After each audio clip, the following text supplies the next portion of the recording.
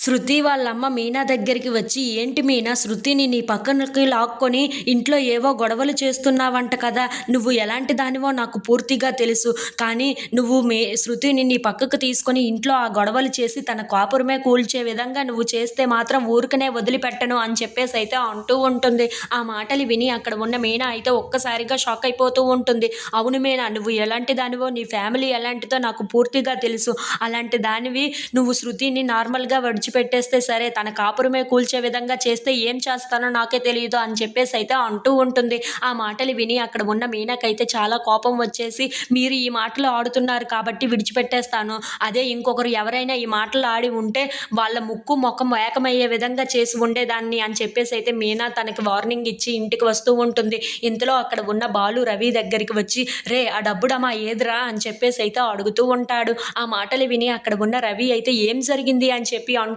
ఉంటాడు. ఇంతలో అక్కడ ఉన్న మీనా మాత్రం, "శృతి ఎక్కువ చేస్తుంది ఈ మధ్యన" అని చెప్పేసైతే అంటూ శృతి దగ్గరికైతే వెళ్తూ ఉంటారు. అది చూసి అక్కడ ఉన్న ప్రభావతి అయితే, వీళ్ళిద్దరి మధ్యన ఇప్పుడు గొడవలు జరగబోతున్నాయి అని చెప్పేసైతే అనుకుంటూ చాలా సంతోషిస్తూ ఉంటుంది.